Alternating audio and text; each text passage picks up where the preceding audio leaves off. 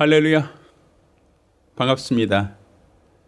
자, 2025년 한가위 명절입니다.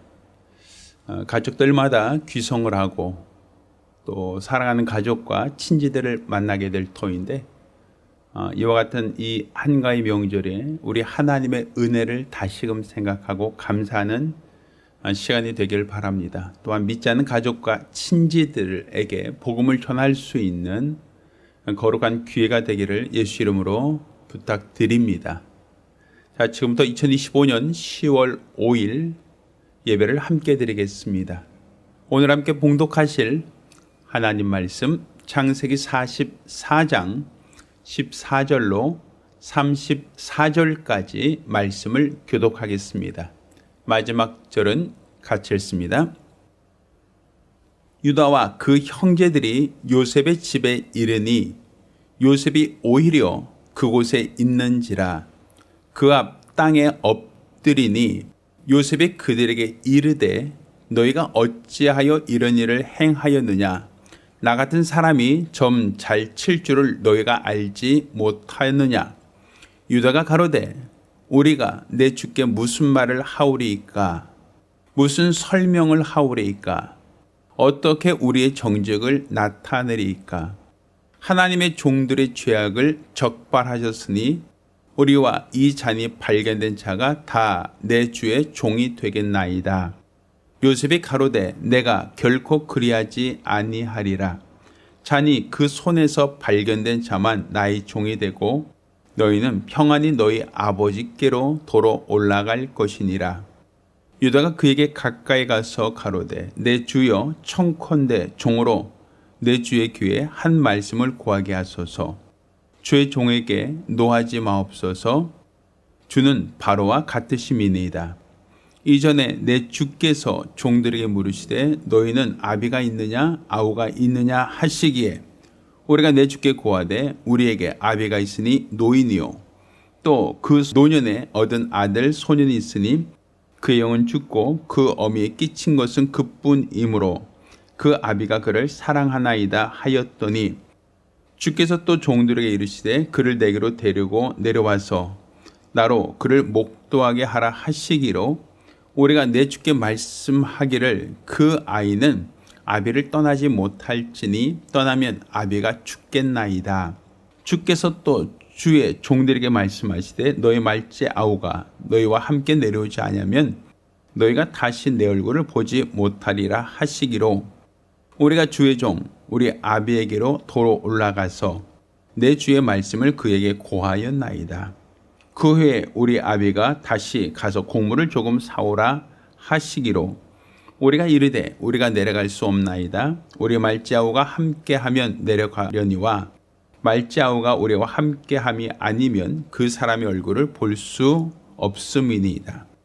주의 종 우리 아비가 우리에게 이르되 너희도 알거니와 내 아내가 내게 두 아들을 낳았으나 하나는 내게서 나간 거로 내가 말하기를 정령 찢겨 죽었다 하고 내가 지금까지 그를 보지 못하거늘 너희가 이도 내게서 취하여 가려 한즉 만일 제 해가 그 몸에 미치면 나의 흰머리로 슬피 음부로 내려가게 하리라 하니 아비의 생명과 아이의 생명이 서로 결탁되었거늘 이제 내가 주의 종 우리 아비에게 돌아갈 때 아이가 우리와 함께하지 아니하면 아비가 아이의 없음을 보고 죽으리니 이같이 되면 종들이 주의 종 우리 아비의 흰머리로 슬피 음부로 내려가게 함이니이다. 주의 종이 내 아비에게 아이를 담보하기를 내가 이를 아버지께로 데리고 돌아오지 아니하면 영영이 아버지께 죄를 지리이다 하였사오니 청컨대 주의 종으로 아이를 대신하여 있어서 주의 종이 되게 하시고 아이는 형제와 함께 도로 올려 보내소서. 내가 어찌 아이와 함께 하지 아니하고 내 아비에게로 올라갈 수 있으리이까? 두렵건대 제 애가 내 아비에게 미침을 보리이다. 아멘. 자, 오늘은 창세기 44장 14절로 34절까지 말씀을 중심으로 모든 죄와 허물을 용서해 주심을 감사라는 제목으로 하나님 말씀 함께 나누겠습니다. 자, 마태복음은 아브라함과 다윗의 자손 예수 그리스도의 세계라 하며 아브라함 이후로 예수님께서 세상에 말씀이 육신을 입고 세상에 나타나기까지 그 예수가 오실 때까지 족보가 기록되어 있습니다. 그런데 그 족보를 보면 아브라함이 이삭을 낳고 이삭이 에서와 야곱을 낳고 또 야곱은 유다와 그 형제들을 낳았다라고 얘기합니다. 그리고 유다는 다말에게서 베레스와 세라를 낳았다라고 기록하고 있죠. 자, 마태복음 1장 3절에 유다는 다말에게서 베레스와 세라를 낳았다. 그러니까 유다라고 하는 사람이 예수가 오시는 첩경으로서 믿음의 사람으로서 사용되어지고 있다라는 얘기입니다. 근데 사실 우리가 창세기를 보다 보면 유다가 과연 믿음의 사람인가? 과연 유다가 최선인가?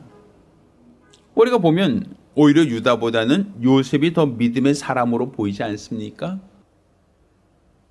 유다보다는 요셉이 더 믿음을 지키고 애굽의 총리까지 된 사회적으로나 또 그 당시 명성으로나 지혜로나 아버지의 사랑과 신뢰로나 가장 믿음 있는 사람은 우리는 요셉으로 보여지지 그의 형제였던 유다로 보여지지 않는단 말입니다. 그런데 왜 하나님은 요셉이 아니라 유다를 주목하셨고 유다를 통하여 예수가 오시는 길을 정하셨느냐라는 겁니다. 우리가 생각할 때 유다가 과연 믿음의 사람인가라고 할 때 그가 보여줬던 모습은 과히 믿음의 사람답지 못함을 볼 수 있습니다. 자, 창세기 38장 2절 3절을 보면 유다가 거기서 가나안 사람 수아라는 자의 딸을 보고 그를 취하여 동침하니 그가 잉태하여 아들을 낳으며 유다가 그 이름을 에리라 하니라 라고 되어 있어요. 자, 보면 가나안 사람 수아를 아내로 삼았다. 그 당시 아브라함도 그랬고 이삭도 그랬습니다. 가나안 사람을 아내로 맺지 말라는 것이었어요. 그래서 아브라함도 밧다마람으로 종을 보내어 자기 아들 이삭을 위하여 며느리를 데려오게 했고 이삭도 야곱에게 가나안 여인을 아내로 삼지 말고 외삼촌에게 가서 거기서 아내를 삼으라고 말씀하지 않습니까?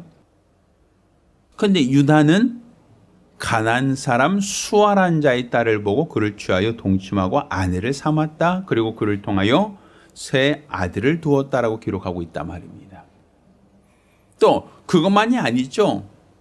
첫째와 둘째 아들이 죽은 후에 다말이라는 며느리와 부적절한 관계를 맺고 며느리를 통하여 베레스와 세라를 낳았다라고 기록하고 있단 말입니다.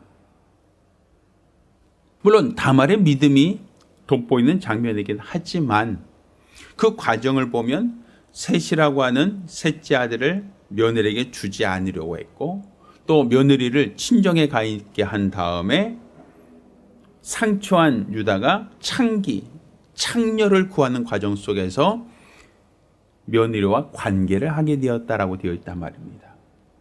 그러니 사생활이 과히 건전하다라고 보기가 어렵단 말이에요. 그가 과연 믿음이 있는 사람인가라고 하는 것을 의심할 만한 그 행적이 과히 온전하지 못하다는 얘기죠. 자, 그것만이 아니죠. 동생 요셉을 시기합니다. 질투합니다. 그래서 동생 요셉에 대하여 그가 꿈꾸는 자다라고 하며 그를 굉장히 싫어하죠. 그러던 중에 요셉이 형들에게 찾아왔을 때 요셉을 구덩이에 빠뜨리고 형제들과 함께 그를 죽이려고 하였습니다. 그러다가 유다가 앞장서서 그 동생을 애굽의 종으로 팔자라고 얘기합니다. 창세기 37장 26절 27절을 보면 이렇게 얘기하죠. 유다가 자기 형제들에게 이르되 우리가 동생을 죽이고 그의 피를 은닉한들 무엇이 유익할까? 자, 그를 이스마엘 사람에게 팔고 우리 손을 그에게 대지 말자. 그는 우리 동생이요 우리 골육이니라 하며 형제들이 청종하였더라. 자, 유다가 앞장서서 자기의 형제 요셉을 애굽에 종으로 팔자라고 제안을 했던 겁니다. 그러니까 자기 동생을 미워하고 시기한 것까지는 어떻게 이해할 수 있다고 하지만 아버지가 각별히 사랑하는 그 요셉을 종으로 판다, 인신매매하는데 앞장섰다라고 하는 것이 과연 믿음의 사람인가라는 거예요. 또한 아버지께는 동생이 입었던 채색 옷에다가 양의 피를 묻혀서 가져다 주면 동생 죽었습니다. 들짐승에 찢겨 죽었습니다라고 거짓말까지 했단 말이에요. 자, 그러면 우리가 생각하는 믿음의 사람으로 보입니까? 가나안 사람과 결혼을 하고 그에게서 자녀를 낳고 또 그 첫째 아들과 결혼한 다말과의 관계를 통하여 자녀를 낳고 또 동생을 시기하여 동생을 죽이려고 하다가 또 여차여차하여 애굽의 종으로 팔아버린 데 앞장서고 아버지께는 거짓말로 동생 죽었다고 하는 것이 우리가 상식적으로 생각할 때 믿음의 사람으로 보이지 않는다는 얘기입니다. 그런데 성경은 예수 그리스도 오시는 길로 유다는 다말에게서 베레스와 세라를 낳았다라고 하며 믿음의 족보에 딱 하고 그 이름이 들어가 있다는 것이죠. 그럼 과연 유다라고 하는 사람이 무엇을 가지고 하나님께 그 믿음을 어필했는가? 죄 많은 사람인데 허물 많은 사람인데 무엇을 통하여 그가 하나님의 주목을 받았는가? 하나님이 그를 믿음의 사람으로 인정하게 된 그 가장 기본적인 그 근거가 무엇이냐라는 거예요. 자, 오늘 우리는 유다라는 사람의 연약함과 부족함을 보았고 하나님이 그의 죄와 그의 허물을 용서하시고 그를 믿음의 조상으로 사용하는 그 과정을 통하여 우리같이 부족하고 우리같이 죄 많은 자들이 하나님께 용서받고 하나님께 쓰임받는 이 과정을 돌아보며 우리가 하나님께 감사할 수 있는 것이 무엇인가라는 걸 돌아볼 수 있는 기회가 되기를 예수 이름으로 축원합니다. 자, 가장 먼저 유다가 믿음의 조상으로서 예수가 오시는 그 첩경이 될 수 있었던 가장 첫 번째 이유가 무엇인가 하면 자, 그것은 이 동생의 잘못, 그러니까 베냐민의 잘못을 탓하고 나만 무관합니다 라고 하기보다는 연대 책임을 지려 했던 사람이다 라는 것을 통해서 우리가 유다가 누구인가를 볼 수 있어요. 자, 유다가 오늘 본문에서 읽은 것처럼 애굽으로 내려가 곡식을 사려 할 때 그가 돌아온 길에 애굽 총리의 은잔을 훔쳐서 갔다라고 하는 오명을 받습니다. 누명을 쓰죠. 자, 이것은 물론 요셉이 그 형제들을 시험하기 위해서 한 하나의 괴략이긴 하였으나 그것을 아직 알지 못하는 형제들의 입장에서 봤을 때 베냐민의 손버릇 때문에 베냐민이 은잔을 훔쳤다라고 그렇게 오해할 만큼 충분한 경황이 있었습니다. 자, 그로 말미암아 요셉은 그 은잔을 훔친 자를 내가 종으로 삼겠다라고 그와 같이 얘기하죠. 형제들도 우리는 도둑질하지 않았습니다. 절대 우리는 도둑질하지 않았습니다. 만약 도둑질했다면 우리가 종이 되죠 라고 그렇게 얘기했으나 동생 베냐민의 짐 속에서 그 은잔이 발견됩니다. 자, 그때 그 형제들이 뭐라고 합니까? 야, 너 왜 그랬어? 왜 너 그딴 짓을 한 거야? 너 왜 그렇게 실수를 했어? 갖고 싶으면 얘기를 하지 라고 얘기하지 않죠. 이건 동생이 잘못이고요. 우리와 전혀 무관합니다. 우리는 전혀 그런 일을 알지도 못했습니다 라고 자기들이 동생의 잘못과 무관하다. 나는 상관이 없다라는 걸 그것을 변명을 하지 않았다는 거예요. 유다가 앞장서서 얘기합니다. 자, 은잔이 발견된 자는 내 종이 될 것이다 라고 하자 유다가 얘기합니다. 자, 창세기 44장 16절 유다가 가로되 우리가 내 주께 무슨 말을 하오리까? 무슨 설명을 하오리까? 어떻게 우리의 정직을 나타내리까? 하나님의 종들이 죄악을 적발하셨으니 우리와 이 잔이 발견된 자가 다 내 주의 종이 되겠나이다. 이렇게 얘기해요. 이 잔이 발견된 동생뿐 아니라 우리도 다 똑같이 주의 종이 되겠습니다라는 거예요. 다른 말로 아버지께 못 올라간다는 얘기죠. 동생의 잘못인데, 그러니까 요셉이 얘기합니다. 아니야, 이 잔이 발견된 자만 종이 되고 너희는 다 올라가. 너희는 평안히 아버지께 올라가도 괜찮아 라고 얘기했는데도 불구하고 유다가 얘기합니다. 아닙니다. 우리가 다 같이 책임을 지겠습니다. 동생뿐 아니라 우리도 같이 그 책임을 감당하겠습니다 라고 하는 모습을 보인단 말입니다. 여기서 우리는 동생의 잘못을 탓하고 야단치고 혼내는 형의 모습이 아니라 동생이 잘못한 것이 맞지만 그 동생과 함께 우리도 같이 책임을 지겠습니다. 우리 탓입니다. 내 탓입니다 라고 하는 그러한 형의 모습을 볼 수 있단 말이에요. 우리 그러죠. 저희도 이제 자녀 셋을 키우다 보니까 이런 일이 있어요. 누가 잘못하면 너 왜 그랬어? 라고 하면 다른 형제들이 뭐라 그래요? 전 안 했어요. 전 몰라요. 우리는 상관없어요. 라고 하면서 자기는 한 발 빼려고 하는 경우가 있어요. 네가 그랬지? 라고 하면 저 안 그랬어요. 저 안 그랬어요. 얘가 그랬어요. 라고 우리는 과히 나와 무관합니다. 잘못은 얘만 저질렀습니다. 라고 슬쩍 한 발짝 뒤로 빼는 경우가 있지 않습니까? 유다는 그렇지 않았다는 거죠. 동생의 잘못이 바로 우리의 잘못입니다. 동생을 종으로 삼고자 한다면 우리도 같이 종이 되겠습니다. 라고 하며 연대 책임을 지려는 모습, 그 모습을 보이고 있다라는 것. 여기서 우리는 하나님이 왜 유다를 믿음의 조상으로 삼으려고 했는가라는 것을 우리가 볼 수 있단 말입니다. 자, 두 번째.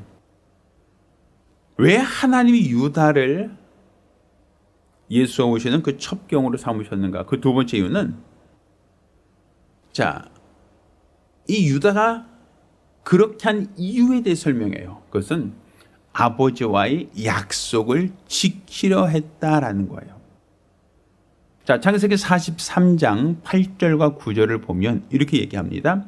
유다가 아비 이스라엘에게 이르되 저 아이를 나와 함께 보내시면 우리가 곧 가리니 그러면 우리와 아버지와 우리 어린 것들이 다 살고 죽지 아니하리이다.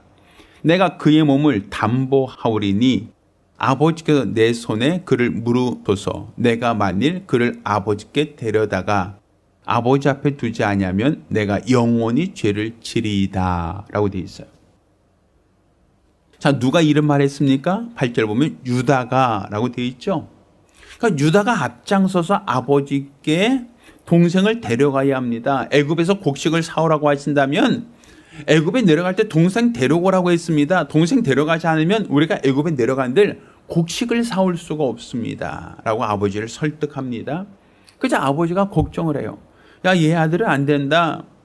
야, 엄마가 죽고 얘 형도 죽었는데 이 아이까지 못 오면 나 못 산다. 이 아이가 없으면 나 안 된다라고 아버지는 베냐민을 떠내보내고 싶어 하지 않아요. 꼭 그 품 안에 두려고 합니다.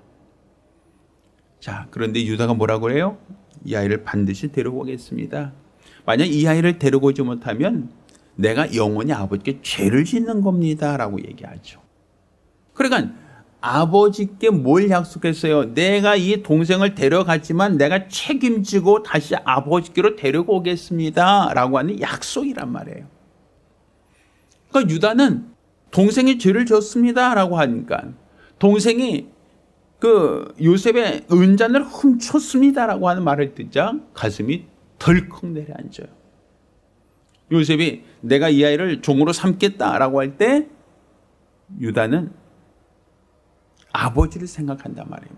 내가 아버지께 약속했어. 내가 내 동생은 반드시 데리고 돌아가기로 아버지께 약속을 했다는 거예요. 내가 아버지께 약속을 했는데 그 약속을 지키지 못할 큰 문제가 생겼어요. 그때 동생의 잘못한 모습과 아버지 얼굴이 생각나는 거죠. 내가 담보했는데, 내가 아버지께 꼭 이 동생을 데려가겠다고 약속을 했는데, 나 혼자, 네가 죄했으니까 너 혼자 죄값 치러, 나는 몰라 하고 올라갈 수 없다라는 것이죠. 왜? 내가 아버지의 약속을 지키겠습니다. 내가 아버지의 약속을 지키려고 하는 그 약속, 그 마음이 유다에게 있었고, 그래서 동생이 잡혀가니까 같이 애굽으로 따라 내려갑니다. 요셉 앞에 변호하고 변정하고 어떻게든지 간에 그 동생만큼은 아버지께 돌려보내려고 자기가 책임지겠습니다라는 모습을 보이고 있단 말입니다. 자, 이런 모습 속에서 유다는 아버지와 약속을 건성으로 하지 않았다라는 것이죠. 아버지와 약속을 지키려고 했다라는 것이죠. 자기에게 위협이 되고 자기에게 손해가 오고 자기가 종으로 또 애굽 총리의 노임을 사는 일이 있을 수 있겠지만, 그럼에도 불구하고 내가 내 동생을 변호하고 내 동생을 아버지께 기필고 돌이키려고 하는 그러한 적극적인 마음, 그런 마음이 있었다. 이는 아버지와 약속했기 때문이고 그 약속을 지키려고 했기 때문이다라는 겁니다. 그러니까 하나님은 하나님과 약속을 세우고 그 약속이 자기의 손해가 될지라도 그 약속을 지키려고 하는 사람을 하나님이 기뻐하신다라고 볼 수 있는 겁니다. 그러니 우리도 하나님과 약속한 것이 있다면 그 약속을 반드시 지키려고 하는 것, 내가 손해가 될지라도 그 약속을 지키려고 하는 것이 바로 하나님의 사람이고 하나님이 기뻐하시는 사람이라는 것, 여러분도 깨달아 알기를 예수 이름으로 축원합니다. 또 세 번째로,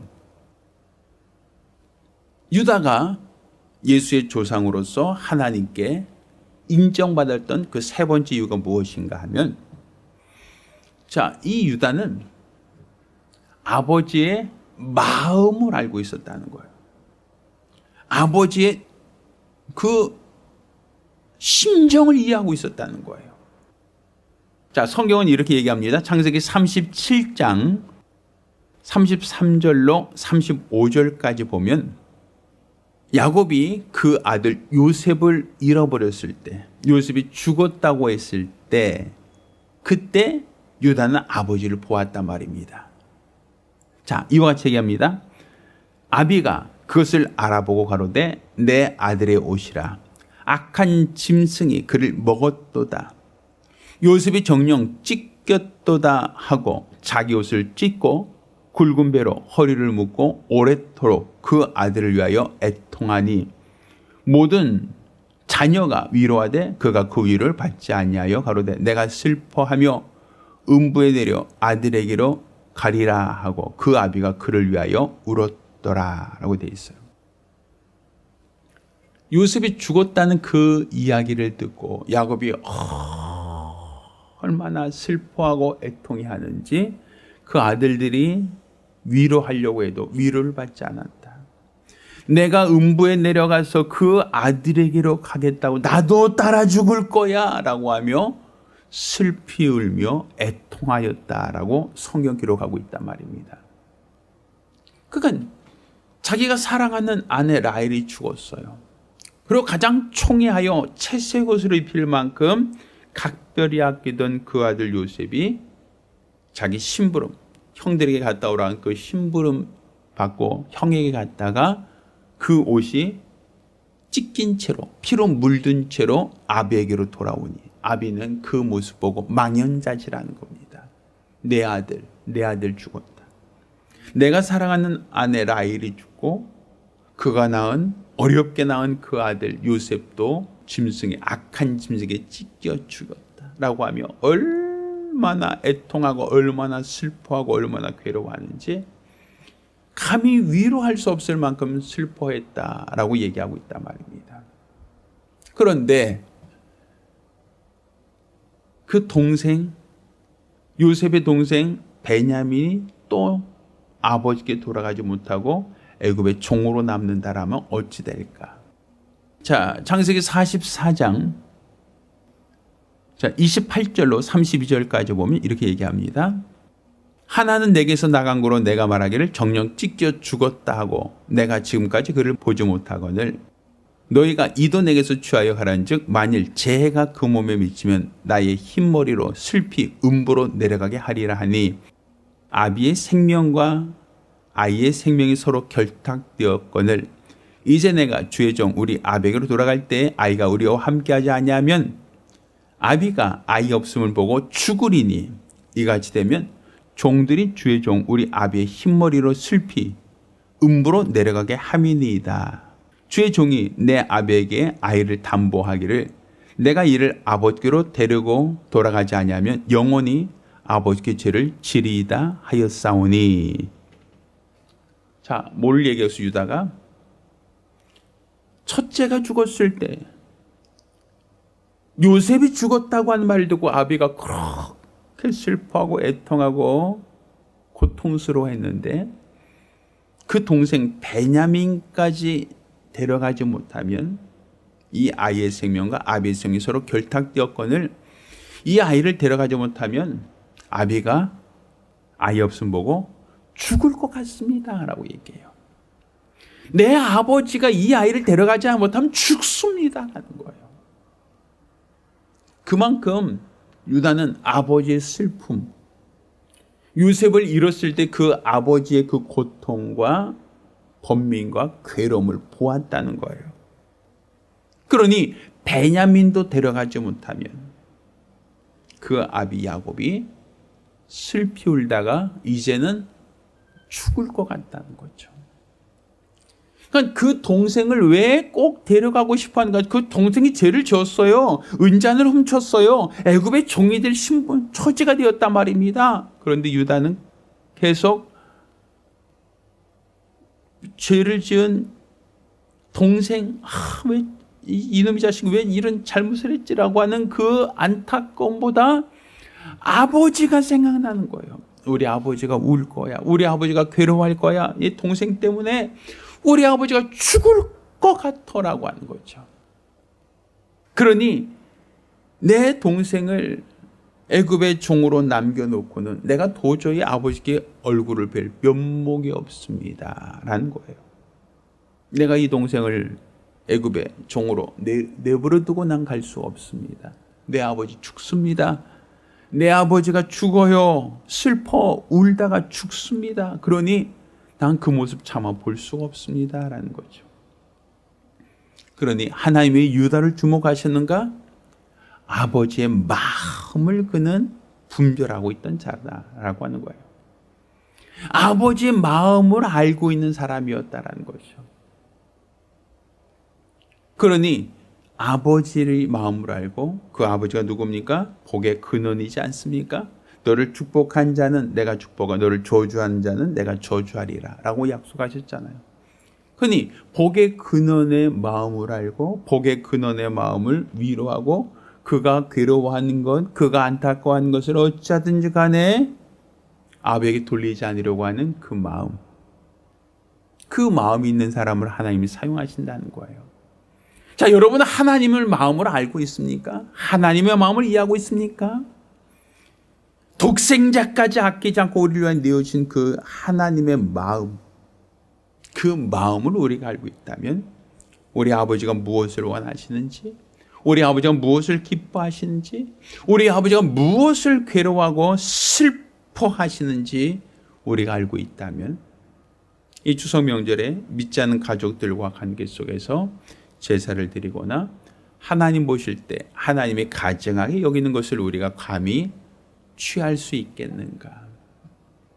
내 아버지의 마음을 안다면, 내 아버지 하나님의 심정을 안다면 하나님이 원치 않는 것을 우리는 가히 하려고 하지 않을 겁니다. 우리 하나님이 원하신 일을 내가 하겠다고 하고 하나님이 기뻐하신 일을 내가 선택하고 하나님 뜻대로 살려고 하는 것. 이게 바로 하나님이 사랑하시고 하나님이 사용하시는 사람이 될 수 있다는 것이죠. 그러니 유다가 왜 예수의 조상이 될 수 있었는가? 그는 아버지의 마음을 알고 있었다. 아버지의 심정을 알고 있었다라는 데서 우리 역시도 하나님의 마음, 하나님의 심정을 아는 자가 돼야 하나님께 쓰임받을 수 있다라는 것이죠. 자, 마지막으로 하나님께서 왜 유다를 예수가 오시는 첩경으로 삼으셨는가? 이 네 번째 이유, 마지막 이유는, 자, 우리가 이 본문 말씀, 아까 읽은 본문 말씀 창세기 44장 33절과 34절 말씀을 읽겠습니다. 청컨대 주의 종으로 아이를 대신하여 있어서 주의 종이 되게 하시고 아이는 형제와 함께 도로 올려 보내소서. 내가 어찌 아이와 함께 하지 아니하고 내 아비에게로 올라갈 수 있으리까? 두렵건대 제가 내 아비에게 미침을 보리이다 라고 얘기해요. 사실 유다도 야곱의 아들이에요. 베냐민만 아들이 아니라 나도 아들이에요. 오히려 라헬보다 그 언니 레아의 소생이죠. 먼저 난 자식이에요. 그 어머니에 대해서 레아보다 라헬을 더 사랑했다고는 하지만 이 유다 역시도 아버지의 아들이고 유다 역시도 아버지께 아들로서의 소음이 있단 말이에요. 그런데 뭐라고 얘기합니다? 청컨대 주의 종으로, 그러니까 자기의 유다가 이 아이를 대신하여 베냐민을 대신하여 주의 종이 되게 하시고 이 아이는 도로 형제와 함께 아비에게로 올라갈 수 있게 도와주세요. 무슨 얘기예요? 동생이 잘못한 죄값을 내가 치르겠습니다 라는 것이죠.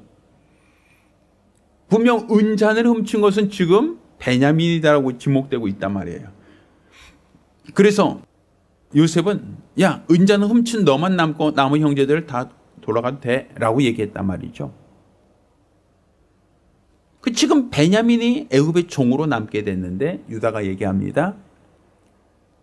내가 지금 이 아들, 이 동생 베냐민 안 데려가면 아버지가 노하고 아버지가 슬퍼하며 죽을 것 같으니까 내가 종살이하겠습니다. 내가 동생을 대신하여 종이 되겠으니 동생은 아버지에게로 올라갈 수 있도록 그렇게 해주세요 라는 것이죠.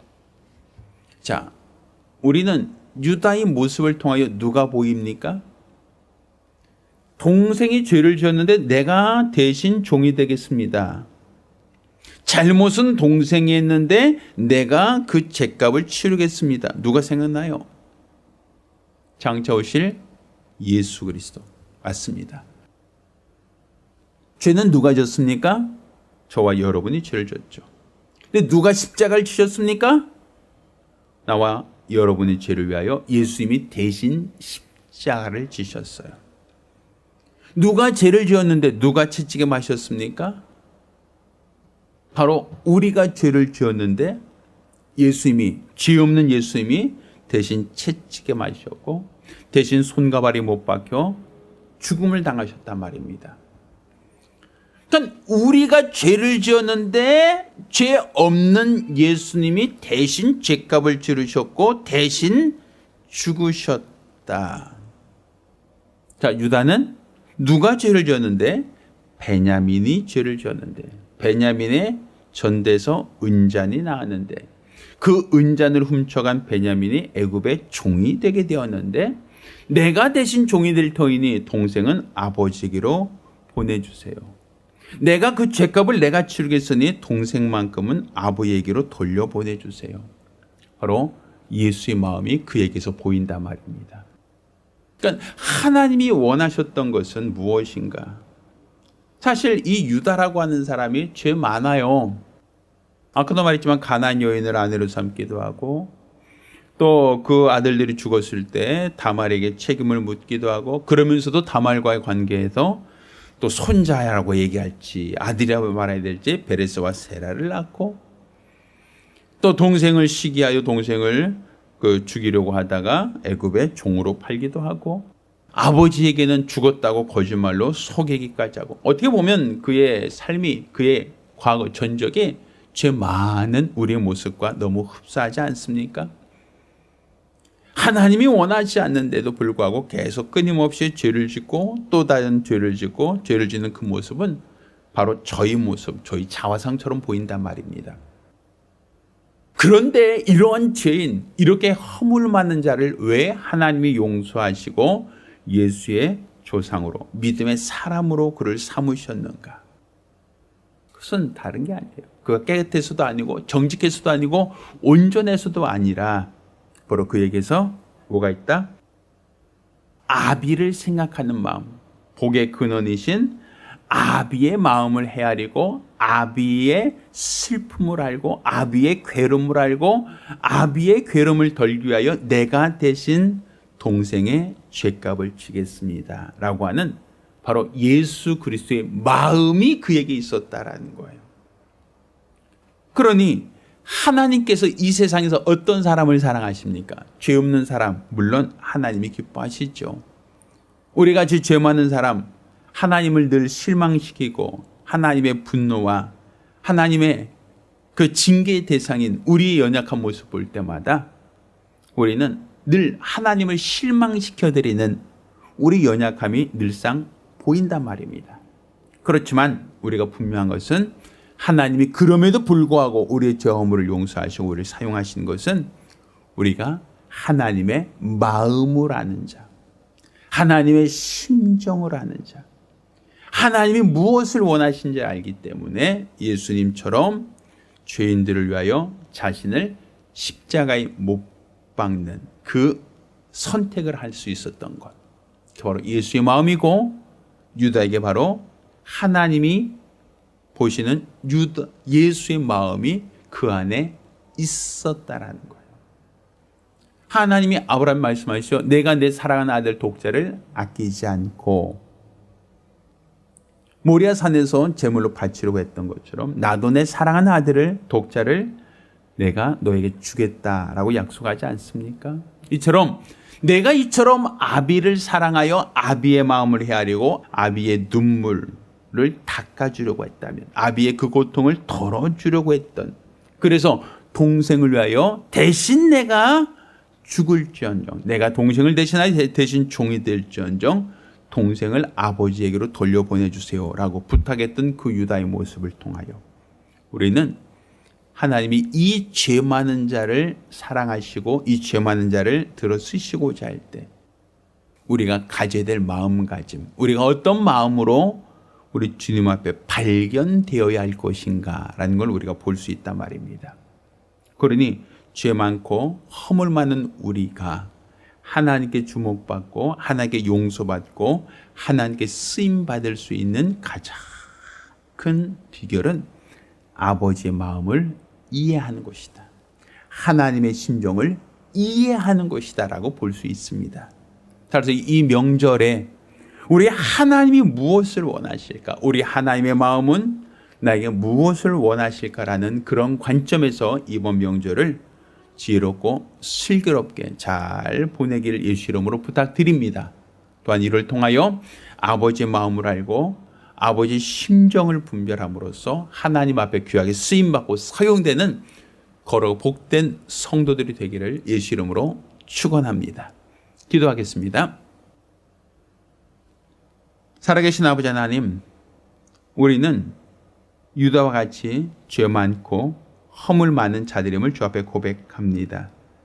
우리가 살아왔던 삶을 돌아보면 우리는 끊임없이 죄를 짓고 또다시 죄를 지으며 하나님을 실망시키고 하나님께 범죄한 연약한 자들, 부족한 자들임을 주 앞에 고백합니다.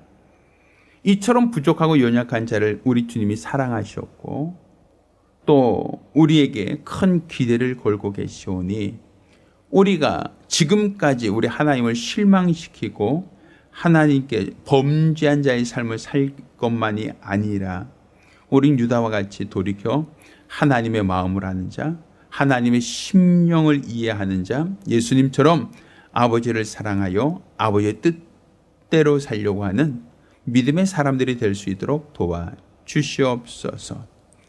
우리는 무엇보다도 아버지의 마음, 아버지의 심정을 분별하는 자가 되게 도와주시옵시고, 또 동생이 잘못한 일이 있을 때 나와 무관합니다, 나는 상관없습니다, 제 잘못입니다 라고 하기보다는 함께 공동 책임, 연대 책임지려고 하는 자세, 또 그 동생의 잘못에 대하여 적극적으로 변호하고 적극적으로 변증하며 그를 아버지께로 돌리기 위하여 아버지와 약속을 지키기 위하여 애쓰고 수고하는 자가 되게 도와주시고, 하나님 아버지의 그 안타까운 심정을 깨닫고 분별함으로 말미암아 우리 하나님의 마음에 못 박는 자가 되지 않도록 도와주시옵소서. 또한 범죄한 자들을 아버지께 돌이키기 위하여 내가 대신 그 죄값을 짊어지겠습니다라고 하는 살신 성인의 마음이 우리 안에 있어서 하나님이 보여주신 예수 그리스도의 마음이 우리에게 나타나게 하시고, 예수님처럼 죄인들을 위하여 내가 희생될지언정, 내가 고생할지언정, 내가 죄값을 치를지언정 저들을 아버지께 돌리기 원합니다라고 했던 그 예수의 마음이 우리 안에도 있게 도와주시옵시사. 죄인들을 사랑하시고 그를 아버지께로 돌이키기 위하여 내가 그 죄값을 치르려고 했던 그 믿음의 사람의 모습이 우리 안에도 나타나게 도와주시옵소서. 이로써 우리 하나님이 사랑하시고 하나님이 기뻐하시는 믿음의 사람이 될 수 있도록 역사하여 주시옵소서. 살아계신 우리 주 예수 이름으로 기도드렸습니다. 아멘. 이제는 우리 주 예수 그리스도 내와 아버지 하나님의 극진하신 사랑과 보혜사 성령님의 교통하셔 역사하심이 하나님 아버지의 마음을 깨닫고 분별하여 아버지 원대로 아버지 뜻대로 살기로 결심한 우리 모든 성도들과 가정들을 위해 이제로부터 영원까지 함께 있을지어다. 아멘.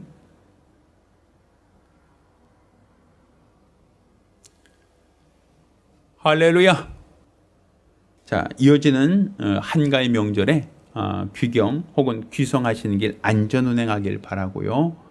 또 무사히 가족들과 만나 그들에게 복음을 전하고 증거하되 하나님 아버지의 마음을 갖고 그들을 돌아보고 그들을 섬기고 그들에게 복음을 전할 수 있는 기회가 되기를 예수 이름으로 부탁드립니다. 할렐루야. 감사합니다.